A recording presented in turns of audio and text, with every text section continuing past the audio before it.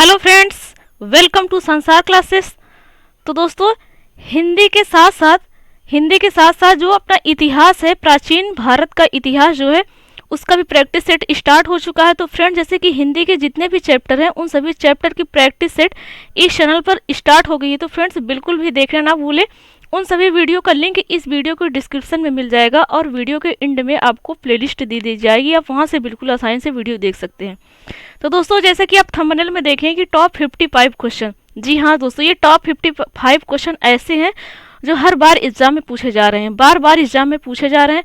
जैसे कि SSC GD का एग्जाम हो या फिर UPSI, UP Lekhpal, UP triple SC junior assistant, इन सभी एग्जामों में ये सारे क्वेश्चन बार बार पूछे जा रहे हैं फ्रेंड्स। तो इन्हें टॉप 55 क्वेश्चन को बहुत अच्छे से पढ़ना है। तो चलिए फ्रेंड्स, पढ़ते हैं। क्या करना है, हमें अच्छे से प्रैक्टिस करना है। जी हाँ दोस्तों, ऐसे प्रैक्टिस करना है ताकि हमें लंबे समय तक याद रहे। और कहाँ तक याद रहे? जब तक एग्जाम हो ना जाए तब तक याद रहे। तो चलिए फ्रेंड्स, आज के प्राचीन भारत का क्वेश्चन है, प्राचीन भारत इतिहास का क्वेश्चन है, जो प्राचीन इतिहास का क्वेश्चन है, टॉप 55 क्वेश्चन। चलिए उसे प्रैक्टिस करते हैं। पहला क्वेश्चन है, जैसे कि लिखा हुआ, पश्चिमोत्तर भारत के किस नदी घाटी क्षेत्र में पूरा पाषाण के साक्ष्य प्राप्त हुए? तो देखिए फ्रेंड्स, कौन सा भारत कहा गया? पश्चिमोत्तर भारत के किस नदी घाटी क्षेत्र में पूरा पाषाण के साक्ष्य प्राप्त हुए? तो फ्रेंड्स, क्वेश्चन कह रहा है कि पश्चिमोत्तर भारत है, पश्चिमोत्तर भारत के किस नदी घाटी क्षेत्र में पूछा क्या गया? किस नदी घाटी क्षेत्र में, नदी घाटी क्षेत्र बताना है, वहां पर पूरा पाषाण काल के, वहां पर पूरा पाषाण के साक्ष्य प्राप्त हुए। तो चार ऑप्शन दिया गया है, ए सिंधु नदी, बी झेलम नदी, और सी रावी नदी, और डी सोहना नदी। तो फ्रेंड्स, इसमें तो सिंधु नदी बहुत फेमस है। किसमें? जो सिंधु घाटी सभ्यता है उसमें क्या है? सिंधु नदी बहुत फेमस है। बहुत लोग तो सिंधु नदी को ही टिक कर देंगे। तो फ्रेंड्स, ये बिल्कुल गलत है, बिल्कुल गलत है। इसमें है सोहना नदी। सोहना नदी घाटी क्षेत्र में पूरा पाषाण के साक्ष्य मिले हैं। कहाँ पर? पश्चिमोत्तर भारत के, पश्चिमोत्तर भारत में कहाँ पर मिला है? कौन सी नदी घाटी क्षेत्र में मिला है पूरा पाषाण के साक्ष्य? सोहना नदी घाटी क्षेत्र में। अब ये सोहना नदी घाटी क्षेत्र कहाँ है? हरियाणा में है फ्रेंड्स। कहाँ है? हरियाणा में है। नेक्स्ट क्वेश्चन है, ज्ञानी मानव होमो सैपियंस का आविर्भाव किस धरती पर और कब हुआ है? देखिए फ्रेंड्स, क्वेश्चन में भी आंसर हमें मिल जा रहा है। क्वेश्चन से भी हमें एक क्वेश्चन और मिल गया। क्या? कि ज्ञानी मानव होमो सैपियंस, मतलब जो ज्ञानी मानव है उसका वैज्ञानिक नाम क्या है? होमो सैपियंस है। और होमो सैपियंस क्या है? ज्ञानी मानव है। इससे मिल गया क्वेश्चन। तो पूछा गया है कि ज्ञानी मानव होमो सैपियंस का आविर्भाव इस धरती पर कब हुआ? इस धरती पर कब हुआ? तो फ्रेंड्स, ये हमें बताना है। तो ज्ञानी मानव होमो सैपियंस का आविर्भाव इस धरती पर 30 से 40 हजार वर्ष पूर्व हुआ था। कब हुआ था? 30 से 40 हजार वर्ष पूर्व। इतिहासकार ने बताया है कि आज से लेकर आज के इतने दिन पहले, कितने दिन पहले? 30 से 40 हजार वर्ष पूर्व, 30 से 40 हजार वर्ष पूर्व ज्ञानी मानव होमो सैपियंस का धरती पर आविर्भाव हुआ। तो कौन सा ऑप्शन सही हो जाएगा? C option. सी ऑप्शन बिल्कुल लिखा हुआ है, 30 से 40 हजार वर्ष पूर्व। तो C is the right answer. Next question है, कृषि का प्राचीनतम साक्ष्य कहाँ से प्राप्त हुआ? देखिए फ्रेंड्स, कृषि का प्राचीनतम साक्ष्य किसका? फ्रेंड्स, कृषि का।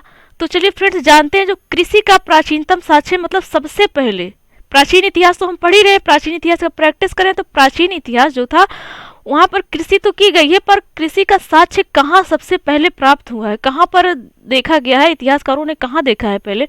तो कृषि का प्राचीनतम साक्ष्य मिला है मेहरगढ़ से। कहाँ से मिला है फ्रेंड्स? मेहरगढ़ से। तो 20 में ऑप्शन सही है, 20 द राइट आंसर।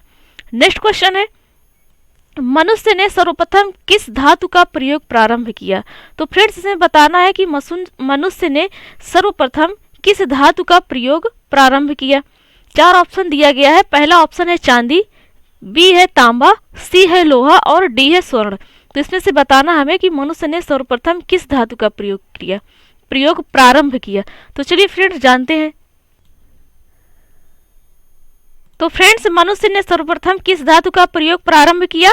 तो उसने तांबा का प्रयोग प्रारंभ किया। सबसे पहले मनुष्य ने कौन सी धातु से परिचित हुए, या कौन सी धातु का प्रयोग पहले प्रारंभ किया है ये प्रयोग करना? तो वो तांबा का। तो इसमें क्या हो जाएगा सही आंसर? तांबा। तो B is the right answer. Next question है, भारत में पूरा पाषाण कालीन औजारों की खोज किसने की थी? देखिए फ्रेंड्स, भारत में पूरा पाषाण कालीन औजारों की खोज किसने की थी? पूरा पाषाण काल में औजार की खोज किसने की थी? तो इसमें रॉबर्ट ब्रूस फुट जी ने किया था। तो कौन सा ऑप्शन है? ये सी है। तो C is the right answer. तो फ्रेंड्स, रॉबर्ट ब्रूस फुट ने भारत में पूरा पाषाण कालीन औजारों की खोज की थी। भारत में जो पूरा पाषाण काल का समय है उसमें औजारों की खोज किसने की थी? रॉबर्ट ब्रूस फुट ने। नेक्स्ट क्वेश्चन है, प्राचीनतम आहत सिक्के को साहित्य में क्या कहा जाता था?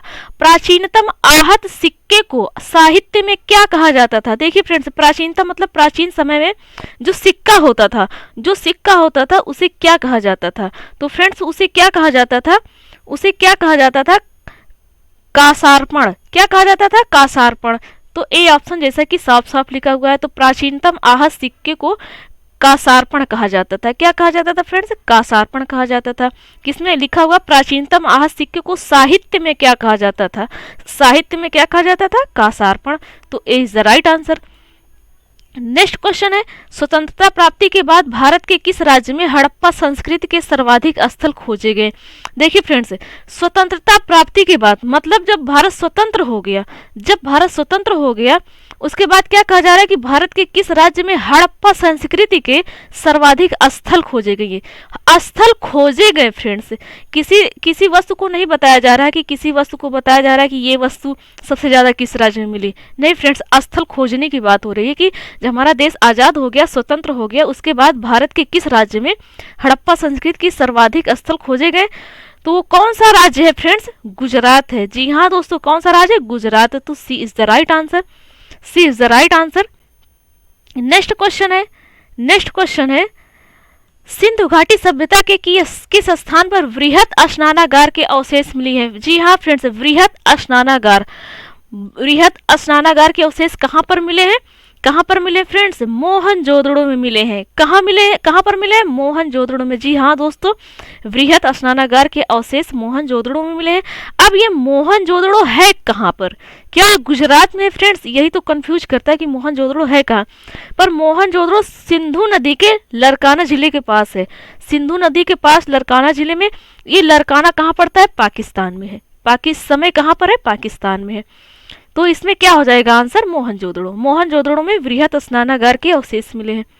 नेक्स्ट क्वेश्चन है, सिंधु घाटी सभ्यता काल में कौन सी लिपि सर्वाधिक प्रचलित थी? देखिए फ्रेंड्स, अब सिंधु घाटी सभ्यता की बात इसमें की जा रही है कि सिंधु घाटी सभ्यता काल में कौन सी लिपि सर्वाधिक प्रचलित थी? बताइए फ्रेंड्स। लिपि आप बिल्कुल जानते हैं, जैसे देवनागरी लिपि, कृतिदेव तो बिल्कुल परिचित है लिपि से। तो कौन सी लिपि थी वो? सिंधु घाटी सभ्यता के लोग कौन सी लिपि से प्रचलित थे? तो वो प्रचलित थे फ्रेंड्स किससे? भाव चित्रात्मक से। मतलब वो पढ़ना लिखना तो जानते नहीं थे, सिर्फ चित्र को डिजाइन करते थे। क्या करते थे? डिजाइन बनाते थे, उसी से दर्शाते थे कि ये ऐसा चीज यहाँ पर है या फिर जो भी है। तो क्या था वो? भाव चित्रात्मक था। कौन सी लिपि थी? भाव चित्रात्मक लिपि थी सिंधु घाटी सभ्यता काल में। तो 20 में ऑप्शन सही है। तो 20 the right answer. Next question है, सिंधु घाटी सभ्यता के किस स्थान पर सर्वप्रथम चावल के साक्ष्य प्राप्त हुए? फ्रेंड्स, इसका मतलब सिंधु घाटी सभ्यता के लोग तो धान की भी खेती करते थे, तभी तो उसमें से चावल ही तो निकलता है। तो फ्रेंड्स, बिल्कुल इससे पता चलता है कि सिंधु घाटी सभ्यता के लोग कृषि करते थे। जी हाँ दोस्तों, क्या करते थे? कृषि करते थे। और सबसे पहले कृषि का प्राचीनतम साक्ष्य कहाँ से मिला है? फ्रेंड्स? मेहरगढ़ से मिला है। कहाँ से मिला है? मेहरगढ़ से।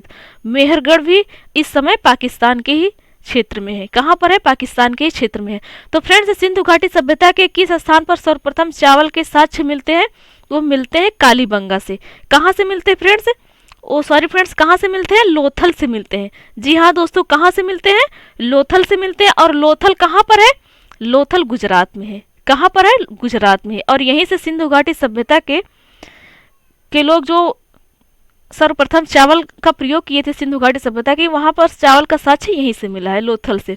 नेक्स्ट क्वेश्चन है, मेसोपोटामिया के साक्ष्यों में हड़प्पा स्थलों के लिए किस शब्द का प्रयोग किया गया है? देखिए फ्रेंड्स, मेसोपोटामिया के साक्ष्यों में हड़प्पा स्थलों के लिए किस शब्द का प्रयोग किया गया? एक तो मेसोपोटामिया भी थी और एक सिंधु घाटी सभ्यता भी थी। जो संस्कृति थी वो एक सिंधु घाटी सभ्यता थी और एक मेसोपोटामिया थी।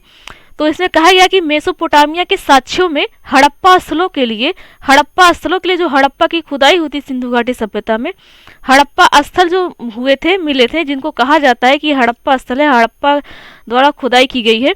तो हड़प्पा स्थलों के लिए किस शब्द का प्रयोग किया गया? हड़प्पा मतलब हड़प्पा स्थलों को मेसोपोटामिया के साक्ष्यों में क्या कहा गया है? हड़प्पा स्थलों को क्या कहा गया है? तो कहा गया है फ्रेंड्स मेलुहा। क्या कहा गया है? मेलुहा। तो C is the right answer. इसमें सी ऑप्शन सही है, C is the right answer. Next question है, हड़प्पा संस्कृति में आग में पकी हुई मिट्टी को क्या कहा जाता था? देखिए फ्रेंड्स, हड़प्पा संस्कृति में पूछा गया है। हड़प्पा संस्कृति में आग में पकी हुई मिट्टियों को क्या कहा जाता था फ्रेंड्स? टेराकोटा कहा जाता था। क्या कहा जाता था? टेराकोटा कहा जाता था। तो इसमें बी ऑप्शन सही है, B is the right answer. हड़प्पा संस्कृति में जो आग में पकी हुई मिट्टी होती थी उसे टेराकोटा कहा जाता था, टेराकोटा कहा जाता था। नेक्स्ट क्वेश्चन है, हड़प्पा कालीन किस स्थल पर पूर्णतः किलेबंदी का प्रमाण मिला है? मतलब हड़प्पा कालीन किस स्थल पर पूर्णतः किलेबंदी का प्रमाण मिला है? हड़प्पा कालीन में कोई स्थल था जो स्थल पूरा किलेबंदी था, तो उसका प्रमाण मिला है। तो कहां पर मिला है फ्रेंड्स? कालीबंगा में मिला है। कहां मिला है? कालीबंगा में। तो डी ऑप्शन साफ साफ लिखा हुआ है, तो D is the right answer. और कालीबंगा कहाँ है फ्रेंड्स? राजस्थान में है। कहां पर है? राजस्थान में है। नेक्स्ट क्वेश्चन है, सर्वप्रथम किस ग्रंथ में भारत का प्राचीन नाम भारतवर्ष का उल्लेख मिलता है? तो बहुत अच्छा क्वेश्चन है फ्रेंड्स, बार बार एग्जाम में बनता है। सर्वप्रथम किस ग्रंथ में? देखिए फ्रेंड्स, क्वेश्चन को बहुत अच्छे से पढ़ना है, बहुत ध्यान से पढ़ना है। पूछा क्या गया है, सर्वप्रथम किस ग्रंथ में भारत का प्राचीन नाम क्या था? भारत का पहले नाम क्या था? भारतवर्ष था। तो भारत का प्राचीन नाम जो भारतवर्ष था वो किस ग्रंथ में उल्लेख मिलता है? कौन से ग्रंथ में उल्लेख किया गया है?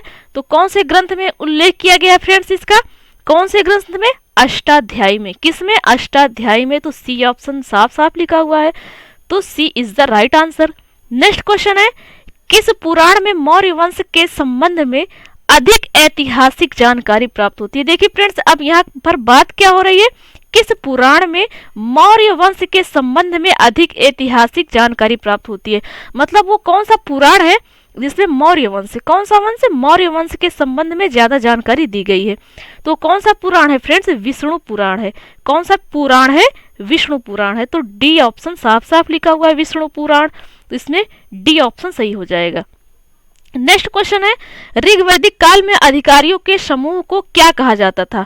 मतलब ऋग्वैदिक काल में, तो फ्रेंड्स ऋग्वैदिक काल में अधिकारियों के समूह को, मतलब अधिकारी तो थे ही पर अधिकारियों को समूह को, मतलब कई सारे अधिकारी होते होंगे तभी तो उन्हें कहा गया है कि अधिकारियों का समूह। तो ऋग्वैदिक काल में अधिकारियों के समूह को कहा गया है रत्निन कहा गया है फ्रेंड्स, रत्निन, जैसा कि सी ऑप्शन लिखा हुआ है। तो C is the right answer, C is the right answer. तो दोस्तों, यदि आप प्राचीन भारत पढ़ना चाहते हैं बहुत अच्छे से तो कमेंट बॉक्स में कमेंट करिए, हम आपके लिए स्पेशल वीडियो बनाएंगे, स्पेशल वीडियो बनाकर आपको देंगे प्राचीन भारत का इतिहास। नेक्स्ट क्वेश्चन है, राजा को सलाह देने वाली प्रमुख संस्था क्या कहलाती थी? अब राजा को सलाह देने वाली प्रमुख संस्था तो होगी, जैसे कि क्या होता है, जैसे कि अपना संसद है, लोकसभा, राज्यसभा, बिल्कुल ये क्या है, ये सलाह देती है या फिर किसी सलाह पर कार्य करती है सोच विचार कर। तो वैसे राजा खुद अकेले थोड़ी ना किसी चीज का फैसला लेता है, उसका कोई भी संस्था है तो वो संस्था क्या कहलाती है? सभा एवं समिति ही तो कहलाएगी फ्रेंड्स। जैसे कि आप जानते हैं संसद क्या सभा कहते हैं ना, सभा कहते हैं संसद, सभा और समिति होती है, सभा और समिति होती है, वही क्या कहलाती है? उनकी प्रमुख संस्था होती है।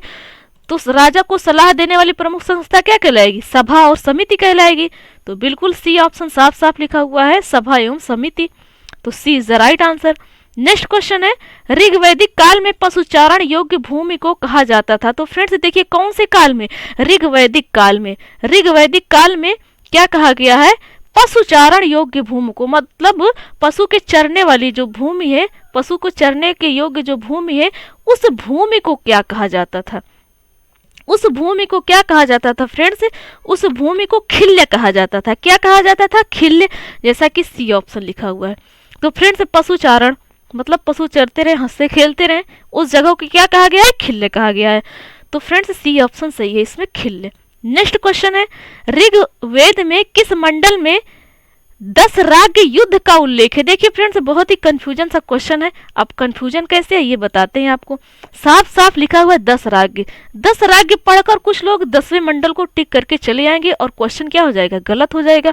पर फ्रेंड्स ऋग्वेद के किस मंडल में 10 राग युद्ध का उल्लेख किया गया? हमें 10 राग पढ़कर 10वें मंडल पर टिक नहीं करना है फ्रेंड्स। ये 10 राग युद्ध का नाम है, 10 राग युद्ध का नाम है और इसका उल्लेख ऋग्वेद के किसी मंडल में किया गया और हमें बताना है कौन से मंडल में किया गया है। तो वो 7वें मंडल में किया गया है। तो फ्रेंड्स किस में किया गया है? 7वें मंडल में किया गया है। तो इसमें कौन सा ऑप्शन सही हो जाएगा? ए ऑप्शन सही है। नेक्स्ट क्वेश्चन है, सत्यमेव जयते किस उपनिषद से लिया गया है? जी हाँ दोस्तों, सत्यमेव जयते मतलब सदा सत्य की विजय होती है या सदा सत्य की जीत होती है। तो सत्यमेव जयते किस उपनिषद से लिया गया है? तो फ्रेंड्स किससे लिया गया है? मुंडकोपनिषद से। किससे लिया गया है? मुंडकोपनिषद से। तो डी ऑप्शन साफ साफ लिखा हुआ है, तो डी इसमें सही हो जाएगा। D is the right answer. Next question है, उत्तर वैदिक काल में लोहे के साक्ष्य का उल्लेख सर्वप्रथम कहाँ से प्राप्त होता है? उत्तर वैदिक काल में लोहे का साक्ष्य, देखिए फ्रेंड्स एक तो ऋग्वैदिक काल है, एक उत्तर वैदिक काल है, तो उसमें क्या कहा गया है? उत्तर वैदिक काल। तो फ्रेंड्स उत्तर वैदिक काल में लोहे का साक्ष्य का उल्लेख सर्वप्रथम कहाँ से प्राप्त होता है? मतलब ऋग्वैदिक काल में लोहे का वो हो गया, क्या आविष्कार हो गया। इसके पहले क्या था? सिंधु घाटी सभ्यता में तांबा का प्रयोग किया गया था और इसका मतलब सिंधु घाटी सभ्यता क्या है? लोहे से अनजान थी, लोहे का ज्ञान नहीं था, लोहे का आविष्कार नहीं था, आप ये समझ लीजिए। और उसके बाद क्या है? उत्तर वैदिक काल में लोहा का साक्ष्य मिल गया। इसका मतलब उत्तर वैदिक काल के लोग क्या थे? लोहे से परिचित थे, मतलब लोहे का आविष्कार हो गया था। कब? उत्तर वैदिक काल में। तो उसका साक्ष्य कहाँ से मिला हुआ है? इतिहासकार को उसको साक्ष्य कहाँ सर्वप्रथम मिला है ये बताना है। तो कहाँ से मिला है फ्रेंड्स? कहाँ से मिला है? अतरंजी खेड़ा से मिला है। अतरंजी खेड़ा से उत्तर वैदिक काल में लोहे के साक्ष्य सर्वप्रथम कहाँ मिला है? अतरंजी खेड़ा से। तो सी ऑप्शन इसमें सही है, C is the right answer. Next question है, बौद्ध ग्रंथ त्रिपिटक के किस भाग में बुद्ध के धर्मोपदेशक का उल्लेख मिलता है? तो फ्रेंड्स बौद्ध ग्रंथ त्रिपिटक के किस भाग में, मतलब बौद्ध ग्रंथ जो है त्रिपिटक है, उसके किस भाग से बुद्ध के धर्मोपदेशक का उल्लेख मिलता है? धर्मोपदेशक मतलब धर्म का उपदेश दिए हैं बौद्ध, तो त्रिपिटक एक उनका ग्रंथ है, बौद्ध ग्रंथ त्रिपिटक है। तो उसमें किस भाग में धर्मोपदेशक मतलब बुद्ध के धर्म उपदेश जो दिए हैं उसका उल्लेख कहाँ से मिलता है? त्रिपिटक के किस भाग से मिलता है ये पूछा गया है।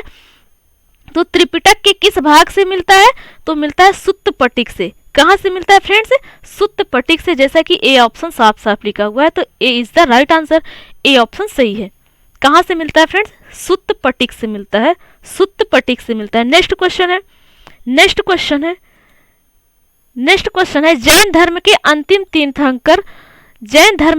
अंतिम तीर्थंकर महावीर ने अपना पहला उपदेश कहाँ दिया था? मतलब इसमें एक हमें और क्वेश्चन का आंसर मिल गया कि जैन धर्म के अंतिम तीर्थंकर कौन थे? महावीर जी थे। कौन थे? महावीर जी थे। अब इसमें क्वेश्चन क्या कहा गया है कि जैन धर्म के अंतिम तीर्थंकर महावीर ने अपना पहला उपदेश कहाँ दिया था? पहला उपदेश कहाँ दिया था ये हमें बताना है। तो कहाँ दिए थे फ्रेंड्स? राजगृह में दिए थे। जैन धर्म के अंतिम तीर्थंकर जो महावीर थे वो अपना पहला उपदेश राजगृह में दिए थे। बिल्कुल सही है फ्रेंड्स, डी ऑप्शन सही है। नेक्स्ट क्वेश्चन है, प्रथम बौद्ध संहिता का आयोजन किसके शासन काल में हुआ था? प्रथम बौद्ध संहिता का आयोजन, देखिए फ्रेंड्स बौद्ध संहिता कौन सी, प्रथम बौद्ध संहिता का आयोजन किसके शासन काल में हुआ है ये पूछा जा रहा है फ्रेंड्स। शासन काल पूछा जा रहा है, तो किसके शासन काल में हुआ था? अजात शत्रु के शासन काल में हुआ था। तो बी ऑप्शन इसमें सही है। नेक्स्ट क्वेश्चन है, किस बौद्ध संगीत आयोजन के बाद बौद्ध धर्म हीनयान एवं महायान दो भागों में विभाजित हो गया? मतलब बौद्ध धर्म में दो थे, कौन से भाग थे? दो भाग थे, हीनयान एवं महायान। इससे तो हमें ये एक क्वेश्चन का आंसर मिल गया। और उसके बाद क्या है कि किस बौद्ध संगीत आयोजन के बाद जो बौद्ध धर्म के दो भाग थे हीनयान और महायान, दो विभाजित हो गए, अलग अलग हो गए, तो हमें ये बताना है कौन सी बौद्ध संगीति आयोजन के बाद ये अलग अलग हुए हैं। तो ये अलग हुए चतुर्थ बौद्ध संगीति के बाद, चतुर्थ बौद्ध संगीति के बाद। तो इसमें डी ऑप्शन सही है, D is the right answer. Next question है लिंगायत किस संप्रदाय का अंग माना जाता है? लिंगायत किस संप्रदाय का अंग माना जाता है? तो फ्रेंड्स वो शैव संप्रदाय का माना जाता है, शैव संप्रदाय, जैसा कि डी ऑप्शन में लिखा हुआ है। तो D is the right answer, D is the right answer. Next question है धर्मनिरपेक्ष साहित्य राज तरंगिणी की रचना किसने की थी? धर्मनिरपेक्ष साहित्य राज तरंगिणी की रचना किसने की थी? अब धर्मनिरपेक्ष का मतलब क्या होता है? तो फ्रेंड्स धर्मनिरपेक्ष का मतलब होता है कि किसी के धर्म पर विरोध ना करना। धर्मनिरपेक्ष का अर्थ होता है किसी के धर्म का विरोध ना करना, बल्कि सभी को अपने धार्मिक विश्वासों एवं मान्यताओं को पूरी आजादी से मानने की छूट देना, ये धर्मनिरपेक्ष का अर्थ होता है। तो फ्रेंड्स यहाँ पर क्या पूछा गया है कि धर्मनिरपेक्ष साहित्य राज तरंगिणी की रचना किसने की थी, ये बताना था। किसने की थी फ्रेंड्स? किसने की थी? कल्हड़ ने की थी। किसने की थी? कल्हड़ ने की थी। तो बिल्कुल सी ऑप्शन सही है, C is the right answer. Next question है पुराणों में मगध साम्राज्य के किस शासक को सर्वछत्रांतक क्षत्रियों का नाश करने, सर्वछत्रांतक मतलब होता है क्षत्रियों का नाश करने वाला कहा गया है। तो पुराणों में मगध साम्राज्य के किस शासक को कहा गया है कि ये क्षत्रियों को नाश करने वाला है, क्षत्रियों को नाश करने वाला है? तो किसको कहा गया है फ्रेंड्स? पुराणों में मगध साम्राज्य के किस शासक को सर्वछत्रांतक क्षत्रिय को नाश करने वाला कहा गया है? तो कौन सा पुराण है फ्रेंड्स? कौन सा पुराण है? वो है महापद्म नंद। तो सी ऑप्शन इसमें सही है, C is the right answer. Mahapadma Nand पुराण में कहा गया है कि जो मगध साम्राज्य थे या मगध साम्राज्य के शासक थे वो क्षत्रियों को नाश करने वाले थे, क्षत्रिय को नाश करने वाले थे। नेक्स्ट क्वेश्चन है मौर्य साम्राज्य के राजा जिन्होंने 322 ईसा पूर्व में पंजाब से यूनानियों और गंगा के मैदान से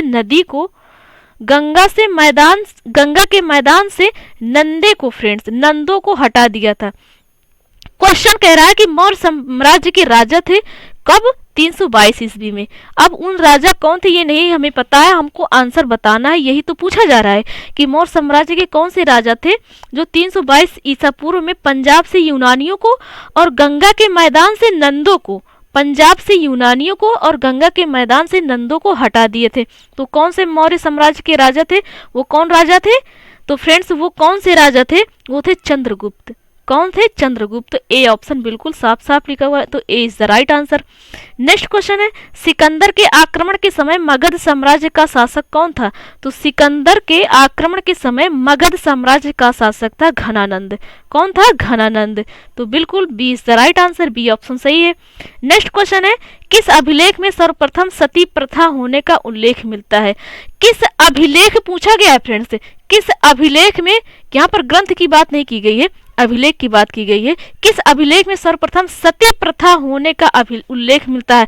सती प्रथा मीन्स क्या होता है फ्रेंड्स? सती प्रथा मीन्स होता है, सती प्रथा में क्या होता है कि जिसके पति की मृत्यु हो गई हो या जिसके पति की मृत्यु हो गई और उसके बाद जो वो बची है औरत उसको भी चिता पर बिठा देना, मतलब उसको भी मार डालना, यही सती प्रथा है कि अब तुम्हारे पति खत्म हो गए, मर गए, तो अब आपको भी मरना होगा। तो यही सती प्रथा है फ्रेंड्स। तो कौन से अभिलेख में मिलता है? एरण अभिलेख में मिलता है। किसमें मिलता है फ्रेंड्स? इसका उल्लेख एरण अभिलेख में मिलता है। तो डी ऑप्शन इसमें सही है, तो D is the right answer. Next question है मेगास्थनीज किसके शासनकाल में भारत आया था? फ्रेंड्स बहुत ही अच्छा क्वेश्चन है, बार बार पूछा जाने वाला क्वेश्चन है। मेगास्थनीज किसके शासनकाल में भारत आया था? इसका मतलब मेगास्थनीज भारत का नहीं था, तो किसके शासनकाल में भारत आया था मेगास्थनीज? वो आया था चंद्रगुप्त मौर्य के।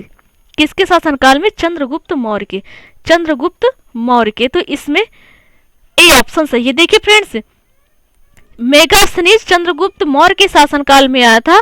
और मौर्य साम्राज्य के कौन से राजा थे जो 322 ईस्वी ईसापुर में पंजाब से यूनानी और गंगा के मैदान से नंदों को हटा दिया था, वो कौन है? चंद्रगुप्त है, चंद्रगुप्त है। तो फ्रेंड्स इसमें कंफ्यूज मत होइएगा, चंद्रगुप्त और चंद्रगुप्त मौर्य में कंफ्यूज मत होइएगा फ्रेंड्स। नेक्स्ट क्वेश्चन है 33 नंबर का क्वेश्चन है, अशोक के अभिलेख किन लिपियों में उत्कीर्ण है? मतलब अशोक के अभिलेख किन लिपियों में है? किन लिपियों में है? तो अशोक के अभिलेख है फ्रेंड्स, अशोक के अभिलेख है ब्राह्मणी में भी है, अरामाइक में भी है और खरोष्टी में भी है, जैसा कि ये तीनों ऑप्शन लिखा हुआ है।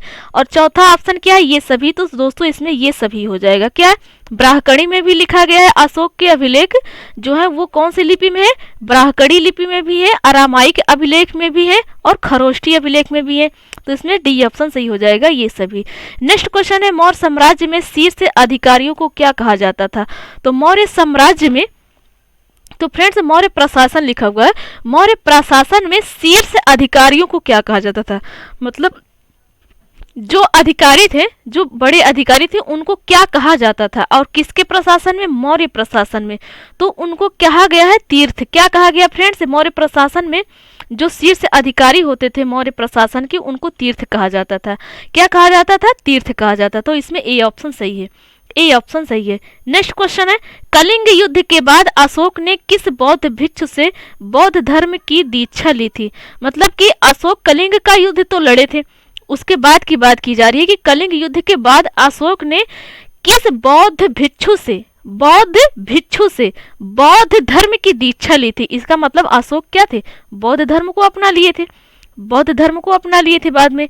तो कौन से बौद्ध भिक्षु से बौद्ध धर्म की दीक्षा ली थी अशोक ने? तो वो लिए थे उपगुप्त से। किससे लिए थे? उपगुप्त जी से लिए थे। तो इसमें डी ऑप्शन सही है, D is the right answer. Next question है, शासन के कितने वर्षों के बाद अशोक ने बोध गया की यात्रा की थी? तो शासन के 15 वर्ष के बाद अशोक ने बोध गया की यात्रा ली थी। तो इसमें डी ऑप्शन सही है। नेक्स्ट क्वेश्चन है, मौर्य शासन काल के दौरान भू राजस्व की दर निर्धारित थी। मतलब मौर्य शासन काल के दौरान भू राजस्व की दर कितनी निर्धारित की गई थी? 1/2 भाग की गई थी। तो इसमें ए ऑप्शन सही है। नेक्स्ट क्वेश्चन है, राजकीय टकसाल के अधिकारी को क्या कहा जाता था? जो राजकीय टकसाल के अधिकारी होते थे उन्हें क्या कहा जाता था फ्रेंड्स? उसे कर्षाणाध्यक्ष कहा जाता। क्या कहा जाता था? कर्षाणाध्यक्ष कहा जाता था फ्रेंड्स, कर्षाणाध्यक्ष। तो इसमें डी ऑप्शन सही है। नेक्स्ट क्वेश्चन है, सुदर्शन झील का जीर्णोद्धार किस शक शासक ने करवाया था? सुदर्शन झील का जीर्णोद्धार किस शक शासक ने करवाया था? तो फ्रेंड्स किस शक शासक ने करवाया था? 39 नंबर का क्वेश्चन है। तो इसको कराया था फ्रेंड्स भियंडर ने। किसने कराया था? भियांडर ने कराया था। इसमें भियांडर लिखा हुआ है, तो फ्रेंड्स भियांडर ने मियांडर है। तो इसमें क्या है? ए ऑप्शन सही होगा, A is the right answer. Menander ने सुदर्शन झील का जीर्णोद्धार कराया था। तो इसका मतलब सुदर्शन झील पहले से बनी हुई थी, फिर से उसका मेंटेनेंस करवाया गया था। किसके शासनकाल में? कौन से शासक थे वो? मियांडर थे। नेक्स्ट क्वेश्चन है, गांधार एवं मथुरा शैली का विकास किसके शासनकाल में सर्वाधिक हुआ है? तो फ्रेंड्स इसका मतलब गांधार एवं मथुरा शैली का विकास तो हुआ था। क्वेश्चन देखिए, पढ़िए फ्रेंड्स, गांधार एवं मथुरा शैली का विकास किसके शासनकाल में सर्वाधिक हुआ? इसका मतलब पहले से ही इसका विकास हुआ था, पर सर्वाधिक की बात इसमें कही गई है। सर्वाधिक की बात कही गई, इसका मतलब पहले से इसका विकास हुआ था। तो सर्वाधिक हुई है किसके शासनकाल में? मियांडर के ही शासनकाल में हुए। फ्रेंड्स डी ऑप्शन इसमें सही है। तो D is the right answer. Next question है, दक्षिण के चेर वंश का प्रतीक था। तो दक्षिण भारत का जो वंश था, कौन सा वंश? चेर वंश। उसका प्रतीक क्या था? तो फ्रेंड्स उनका प्रतीक था धनुष। तो सी इसमें ऑप्शन सही है। नेक्स्ट क्वेश्चन है, प्राचीन चोल वंश के संस्थापक किसे माना जाता है? प्राचीन मतलब पहले जो चोल वंश था, प्राचीन यानी पुराना वंश जो था चोल वंश, उसके संस्थापक किसे माने जाते हैं? किसको माना जाता है? तो वो है कारिकाल को। किसको फ्रेंड्स? कारिकाल को। तो ए ऑप्शन इसमें सही है, A is the right answer. Next question है, किस पांड्य शासक ने रोमन सम्राट आगस्टक के दरबार में अपना दूत भेजा था? मतलब ये किस पांड्य शासक ने, वो पांड्य शासन थे पर उनका नाम बताना है हमें। ये पांड्य शासन कौन थे जो रोमन सम्राट आगस्टस के दरबार में अपना दूत भेजा था? तो वो कौन थे फ्रेंड्स? वो कौन थे? वो थे फ्रेंड्स 33 नंबर का क्वेश्चन है। वो थे फ्रेंड्स नेंडुजेलियन। नेंडुजेलियन क्लियर नहीं दिख रहा है फ्रेंड्स, इसमें क्या है? नेंडुजेलियन। नेंडुजेलियन पांड्य शासन थे। ये अपने दूत को कहाँ भेजे थे? रोमन सम्राट आगस्टक। तो फ्रेंड्स दूत को मतलब क्या समझ रहे हैं आप? मरे हुए इंसान को मत समझिएगा। तो फ्रेंड्स वो उनके क्या थे? दूत थे। दूत मतलब वो जिंदा ही उनका क्या था? नौकरशाह। नौकरशाह जिसे कह दिया जाता है। तो फ्रेंड्स नेक्स्ट क्वेश्चन है, पांड्य राजवंश की राजधानी कहाँ थी? पांड्य राज्य वंश की राजधानी कहाँ थी फ्रेंड्स? मदुरै में थी। कहाँ पर थी? मदुरै में थी। तो इसमें सी ऑप्शन सही है, C is the right answer. Next question है, चीनी लेखक फाहियान ने किसके शासन काल में भारत की यात्रा की थी? देखिए फ्रेंड्स अभी तक मेगास्थनीज की बात की गई थी कि मेगास्थनीज किसके शासन काल में भारत आए थे? तो चंद्रगुप्त मौर्य के काल में आए थे। अब यहाँ पर चीनी लेखक फाहियान की बात की जा रही है। तो फाहियान बिल्कुल चीनी था, चीन का रहने वाला था। तो किसके शासन काल में भारत पर आए थे? वो किसके शासन काल में भारत पर आए थे? चंद्रगुप्त द्वितीय फ्रेंड्स, ना तो प्रथम और ना ही मौर्य। कौन थे वो? चंद्रगुप्त द्वितीय। तो फ्रेंड्स कंफ्यूज करने वाला क्वेश्चन है कौन सा? एक मेगास्थनीज और एक चीनी लेखक फाहियान। चीनी लेखक फाहियान तो बिल्कुल याद रखिए आप, याद रखिए। नेक्स्ट क्वेश्चन है, किस गुप्त शासक को भारत का नेपोलियन कहा जाता है? तो फ्रेंड्स बहुत अच्छा क्वेश्चन है। भारत का नेपोलियन किसे कहा जाता है? समुद्रगुप्त को कहा जाता है। किसको? समुद्रगुप्त को कहा जाता है। बिल्कुल बी ऑप्शन इसमें सही है, B is the right answer, B is the right answer. Next question है, किस गुप्त शासक ने गुप्त साम्राज्य की राजधानी पाटलिपुत्र से उज्जैनी बनाई थी? तो बताना है किस गुप्त शासक ने बनाई थी गुप्त साम्राज्य की राजधानी पाटलिपुत्र से उज्जैन? तो फ्रेंड्स किसने बनाई थी? चंद्रगुप्त द्वितीय ने। चंद्रगुप्त द्वितीय ने। तो जी हाँ दोस्तों, चंद्रगुप्त द्वितीय इसमें सही हो जाएगा। चीनी लेखक फाहियान भी चंद्रगुप्त द्वितीय के शासनकाल में भारत आया और उसके बाद चंद्रगुप्त द्वितीय क्या किए? पाटलिपुत्र से उज्जैन राजधानी बना दी। किसकी? गुप्त साम्राज्य की, चंद्रगुप्त द्वितीय ने। तो ये बात याद रखिए। और जो मेगास्थनीज है वो किसके शासनकाल में भारत आए थे? वो चंद्रगुप्त मौर्य के शासनकाल में आए थे। और भारत का नेपोलियन किसे कहा जाता है? समुद्रगुप्त को कहा जाता है। किसे कहा जाता है? समुद्रगुप्त को कहा जाता है। तो फ्रेंड्स बिल्कुल आप समझ गए। नेक्स्ट क्वेश्चन है, इलाहाबाद स्थित प्रयाग प्रशस्ति लेख, इलाहाबाद में क्या स्थित है? प्रयाग प्रशस्ति लेख की रचना किसने की थी? ये पूछा जा रहा है फ्रेंड्स। इसकी रचना किसने की थी? हरिसेन ने की थी, हरिसेन ने की थी। तो इसमें सी ऑप्शन सही हो जाएगा। अब ये भी पूछा जा सकता है फ्रेंड्स, प्रयाग स्थिति लेख कहाँ पर स्थित है? तो बिल्कुल इलाहाबाद में स्थित है, प्रयागराज में स्थित है। और इसकी रचना किसने की थी? हरिसेन ने की थी, हरिसेन ने की थी। नेक्स्ट